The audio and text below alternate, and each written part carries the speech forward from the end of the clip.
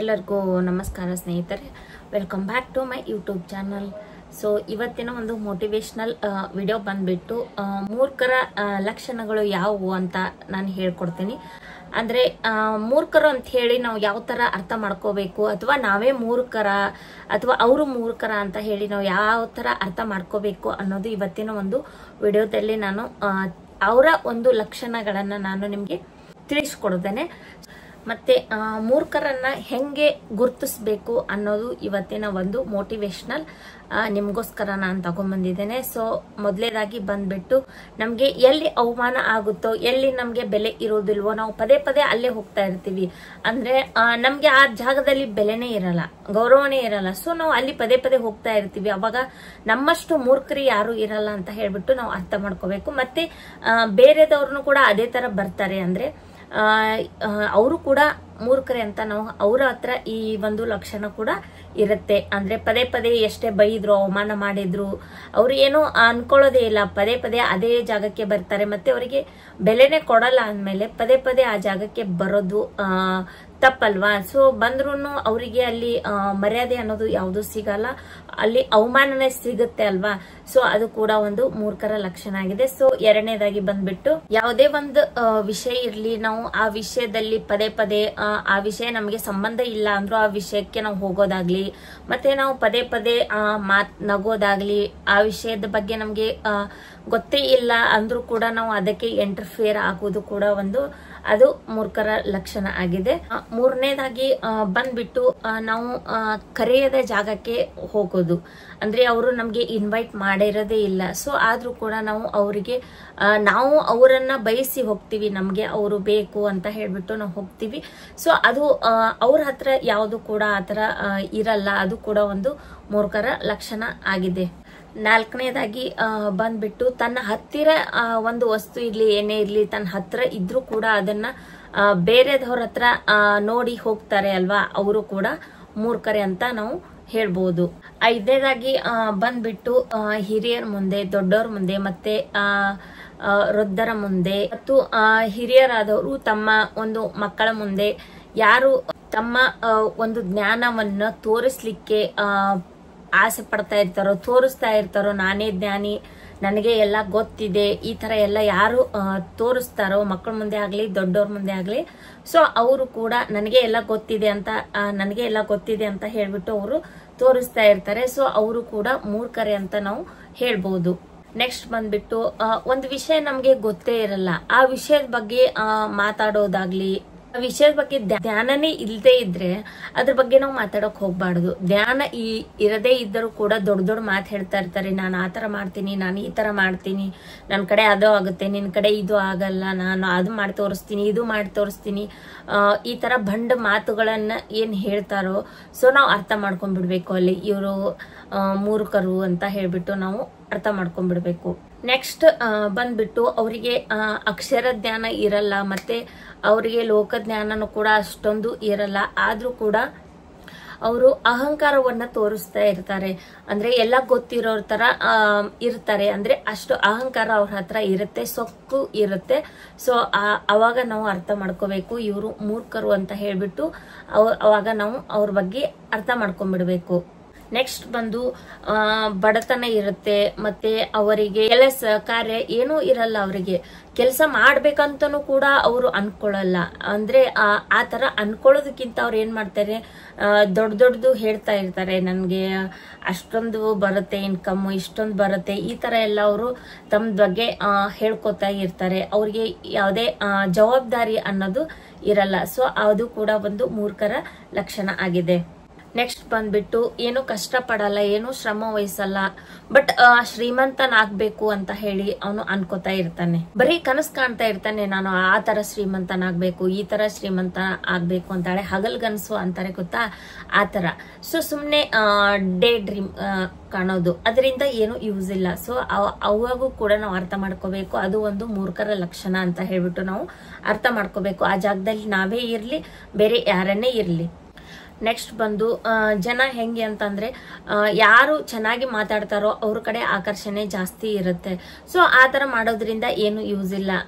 ಒಳ್ಳೆಯ ಮಾತುಗಳನ್ನು ಯಾರು ಆಡ್ತಾರೋ, ಯಾರು ಇರ್ತಾರೋ ಒಳ್ಳೆಯವರು, ಅವರನ್ನ ಬಿಟ್ಟು ಜನ ಕೇಡ್ ಯಾರು ಬಯಸ್ತಾರೋ ಅವ್ರ ಕಡೆನೆ ಜಾಸ್ತಿ ಅಟ್ರಾಕ್ಟ್ ಆಗ್ತಾರೆ.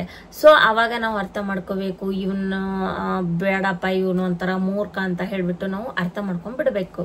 ಕೆಲವರು ಹೆಂಗಿರ್ತಾರೆ ಅಂತಂದ್ರೆ ನಮ್ಮ ಒಂದು ಫ್ರೆಂಡ್ಶಿಪ್ ನಲ್ಲಿ ಕೆಟ್ಟದ್ದನ್ನ ಮಾಡ್ಬೇಕಂತಾನೆ ಹೇಳ್ಬಿಟ್ಟು ಅವರ ನಮ್ಮ ಜೊತೆ ಫ್ರೆಂಡ್ಶಿಪ್ ಮಾಡ್ತಾ ಇರ್ತಾರೆ. ಸೊ ನಾವು ಅಂತವ್ರ ಜೊತೆ ಫ್ರೆಂಡ್ಶಿಪ್ ಅನ್ನ ಮಾಡಕ್ ಹೋಗ್ಬಾರ್ದು. ಅರ್ಥ ಮಾಡ್ಕೋಬೇಕು ನಾವು ಯಾರು ನಮ್ಗೆ ಒಳ್ಳೆಯವರು, ಯಾರು ಕೆಟ್ಟವರು ಅಂತ ಹೇಳ್ಬಿಟ್ಟು ನಾವು ಅರ್ಥ ಮಾಡ್ಕೊಂಡ್ಬಿಡ್ಬೇಕು.